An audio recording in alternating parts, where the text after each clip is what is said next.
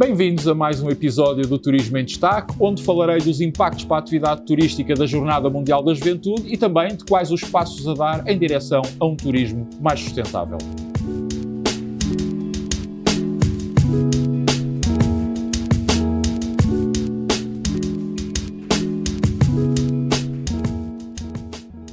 Antes de me referir aos impactos para a atividade turística desta Jornada Mundial da Juventude, gostava de começar por dar aqui duas notas. A primeira, para referir que este evento era para ter acontecido este ano, em 2022, mas por força da pandemia teve que ser adiado para 2023. E a segunda nota para dizer que estamos perante o maior evento que jamais Portugal recebeu. Num tão curto espaço de tempo. Entre 1 e 6 de agosto, Portugal vai receber qualquer coisa como 1,5 milhão de turistas. E, portanto, este é um evento que não se esgota em si, já que vai ter inúmeros reflexos e não apenas do ponto de vista turístico. Por isso, creio que vale a pena aqui destacar aqueles que serão os aspectos mais positivos, mas também os desafios com que seremos confrontados e que, caso não venham a ser superados, se poderão transformar em pontos negativos. Quanto aos aspectos positivos, eu gostaria de aqui sublinhar 5 pontos. O primeiro, desde logo, é o impacto mundial que o evento irá ter, uma vez que vai dar uma enorme exposição ao país e muito mais em concreto às cidades que o vão acolher, Lisboa e Loures, uma vez que vai ser alvo de uma tremenda cobertura mediática, a qual será ainda acrescida pela presença ou pela vinda do Papa Francisco até nós. O segundo ponto é para dizer que este evento vai atrair um público maioritariamente jovem, até aos 35 anos, que poderão assim ter a oportunidade de admirar e de conviver com a nossa riqueza e com a nossa diversidade turística e, de alguma forma, poderem se vir a transformar em nossos embaixadores, em nossos promotores por esse mundo fora, uma vez que vamos ter aqui dezenas de nacionalidades e, quem sabe, até porque são jovens, um dia mais tarde pretenderem voltar. Um terceiro aspecto para sublinhar que, sendo este um evento religioso e sendo nós, ou tendo entre nós, um dos principais centros de peregrinação do mundo católico, e refiro-me em concreto a Fátima, esta é mais uma oportunidade ímpar para nos podermos afirmar neste segmento turístico. Um quarto ponto, e até para dizer que, curiosamente, quis o destino, e perdoe-se-me a ironia, também a pandemia, que este evento vai ter lugar precisamente 25 anos após a realização da Expo 98 e que o local escolhido para a realização do mesmo seja a continuidade dos terrenos que serviram de base a essa grande exposição mundial sobre os oceanos. E são terrenos que estão no limite de Lisboa e vão entrar por Loures, ocupando uma área de sensivelmente 100 hectares, naquela zona que é conhecida pelo Parque Tejo Trancão, e que abrange o Parque das Nações, que abrange Sacavém e abrange Bobadela, e que vai acabar por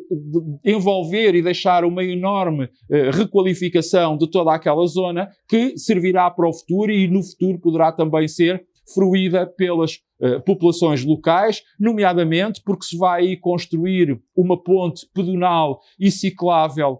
mas também que vai servir toda a zona ribeirinha, que posteriormente vai ser transformada numa ampla zona verde que servirá um parque, tanto a zona de Lisboa como a zona de Loures, mas também vamos assistir à requalificação dos terrenos do antigo aterro de Beirolas, vamos também assistir a uma parte substancial de retirada de contentores do parque do complexo logístico de Bobadela e também a construção mais a norte de um passadiço que vai ligar Loures ao concelho imediatamente seguinte, a Vila Franca de Xira. E finalmente um quinto ponto que, apesar de tudo, vale sempre a pena sublinhar, é o tremendo impacto económico que este evento vai ter, não apenas nas atividades turísticas, mas igualmente da economia e até durante muito mais tempo que o próprio evento em si mesmo vai durar, já que se espera que muitos dos peregrinos que venham nele participar cheguem antes ou até acabem por ficar posteriormente um pouco espalhados por todo o país, até muito fruto dos diversos eventos paralelos que inúmeras dioceses estão neste momento a organizar. Quanto à questão dos grandes desafios que têm que ser superados para não se transformarem em pontos negativos. Desde logo, o primeiro que há aqui a registar são as datas do evento. estamos a falar em plena época alta turística, o que ainda vai colocar maior pressão a todos os níveis nas cidades que o recebem, nas empresas, na escassez de mão de obra, e aqui não me refiro apenas à escassez de mão de obra no turismo, mas também nas demais áreas da atividade económica, uma vez que nós não nos podemos esquecer que agosto é um mês tradicional de férias, mas também nos transportes, na limpeza e higiene urbana, nos cuidados de saúde, na segurança, na nossa capacidade aeroportuária, enfim, podia aqui continuar, ou seja, corremos riscos esses que são agravados pela altura do ano, em termos, por um lado, de descontentamento, desde logo, de quem cá vive, de quem cá reside, isto é, das populações, mas também poderão existir descontentamentos daqueles que nos visitam e que não vêm diretamente participar no evento e acabarão por ser apanhados no turbilhão gerado pelo mesmo. Também, por outro lado, podemos ter situações que muitos deixarão de vir até nós exatamente por temerem a confusão que um evento desta natureza pode vir a provocar. E, finalmente, também, se alguma coisa correr menos bem, podemos também ser alvo do descontentamento dos peregrinos que participem nesta Jornada Mundial da Juventude. Para já, o que é importante sublinhar é que temos o alojamento quase esgotado, para não dizer completamente esgotado, na zona de Lisboa e de arredores. Ainda não temos desenhado um plano de mobilidade que possa fazer face ao acréscimo de pessoas que durante esses dias vamos ter entre nós, e também há ainda muita, mas mesmo muita falta de informação sobre este evento e sobre como tudo irá funcionar, situação que, quanto a mim, é muito urgente solucionar e acautelar. Por isso espero, sinceramente, que muitos agentes turísticos acabem por ser chamados e envolvidos na organização deste evento. Para quê? Porque com a sua experiência, com os seus conhecimentos e com o seu saber, podem de alguma forma dar um contributo valioso para que se evitem erros passados, como por exemplo, estou-me agora a recordar, há 1 ano e meio aconteceu a quando da final da Liga dos Campeões de Futebol na cidade do Porto, onde houve muitas coisas que correram menos bem, para não dizer correram mesmo mal, devido à falta de experiência turística de quem organizou. Portanto, considerando tudo isto, torna-se, quanto a mim, mais do que óbvio que estamos perante uma tarefa ciclópica, uma tarefa titânica, já que estamos a menos de 1 ano de um acontecimento desta magnitude. Mas este é, sem dúvida alguma, um daqueles desafios que são para ganhar. E eu, sinceramente, acredito que vamos conseguir, desde que de imediato quem está ao frente da sua organização perceba 2 coisas, quanto a mim, muito simples. A primeira é que só os esforços conjugados de todos, isto é, a colaboração e a cooperação, podem ser a chave do sucesso. E a segunda é que agosto é já amanhã.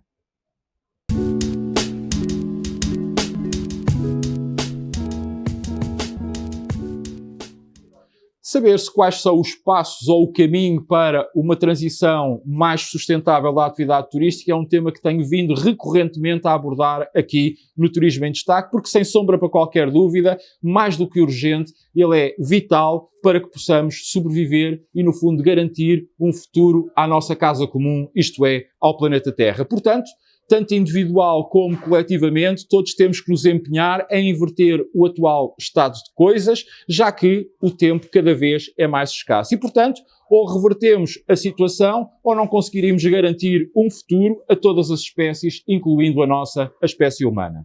Dito isto, e naquilo que ao turismo respeita, este não é um tema, nem sequer uma preocupação que sejam novas. Desde as décadas de 70 e 80 do século passado, que os agentes da atividade se vêm esforçando para a necessidade de preservação ecológica, ambiental e patrimonial, pois sabem que aí reside muita da nossa riqueza turística e que cuidar dela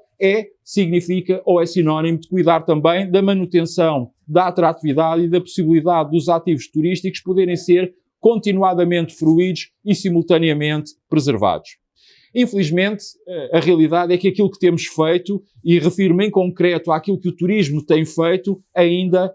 é pouco, não tem chegado, tem sido insuficiente, até porque a própria evolução do mundo, diga-se em abono da verdade, também não nos tem ajudado muito, nem sempre temos conseguido ir na direção certa. Veja-se, por exemplo, o que neste momento está a passar com esta crise energética, que, como consequência de uma guerra insana na Europa, ou até a frequência cada vez maior com que eventos climáticos de enorme gravidade se vêm sucedendo, fruto da evolução climatérica que o planeta está a ter. Portanto, eu tenho para mim que o turismo tem que intensificar obrigatoriamente o seu contributo e, para tal, é fundamental tornar a atividade mais sustentável, isto é, termos uma maior utilização e darmos uma maior utilização às energias renováveis, reduzindo o consumo de água e de plástico, passando pelas economias circular e verde que têm que ser mais promovidas e mais enraizadas no nosso dia-a-dia, fazendo menos lixo, precavendo os desperdícios, nomeadamente os desperdícios alimentares, e ainda darmos um maior apoio e envolvermos-nos mais com as comunidades locais. E a pergunta que nos passa naturalmente pelo espírito é como é que conseguiremos fazer tudo isto? Bem, a resposta, apesar de tudo, quanto a mim, parece-me ser e parece-me que é muito simples. Fazer um diagnóstico e atuar. E se calhar, quando o fizermos e quando começarmos a atuar, até podemos ter surpresas agradáveis, nomeadamente vermos que, por exemplo, vamos conseguir ter, para além de uma boa preservação ambiental, também algumas poupanças. Veja-se, por exemplo, se instalarmos painéis solares, se instalarmos lâmpadas de LED ou mesmo sensores, se calhar acabaremos por ver a nossa conta de eletricidade diminuir, o mesmo passando-se com a água, com redutores de caudal ou com o aproveitamento das águas pluviais para os autocolismos. Mas também podemos aumentar noutras áreas a digitalização e isso fará com certeza a diminuição do consumo de papel ou até doarmos as sobras de comida a instituições que a façam chegar a quem delas mais necessite. Portanto, há muito que pode e deve obrigatoriamente ser feito. E vale a pena aqui lembrar que o turismo já faz com sucesso algumas destas coisas há muitos anos. Veja-se, por exemplo, aquilo que aconteceu e acontece com as roupas de cama, com as toalhas de casa de banho, que não são mudadas todos os dias, ou agora até com a crescente iluminação que se tem vindo a verificar ao nível das palhinhas de plástico. Tudo isto são pequenos passos, mas sempre na direção certa. E mais, esses passos podem e devem ser noticiados e publicitados. E porquê? Porque hoje em dia os consumidores, os turistas, estão muito mais sensibilizados para todas estas questões que têm a ver com o ambiente e, naturalmente, premiam quem dá passos nesse sentido com a sua preferência. Antes de concluir, vale a pena também aqui referir que existem apoios sempre e quando seja necessário fazer investimentos neste domínio. E, portanto, tanto ao nível do turismo de Portugal, como ao nível do Plano de Recuperação e Resiliência, como ao nível do futuro quadro comunitário de apoio, o Portugal 2030, existem verbas para apoiar o tecido empresarial do turismo que queira caminhar nesse sentido. Portanto, e para concluir, eu tenho para mim que esta é uma área que o turismo não só pode, como deve liderar. A sustentabilidade turística tem que ser encarada também aqui como um desafio para ganhar. Ficamos com o encontro marcado para a semana. Até lá, saúde, paz. Lembre-se que a pandemia ainda não terminou e já sabe que se pode manter a par daquilo que de mais importante acontece no turismo, subscrevendo gratuitamente um dos meus canais.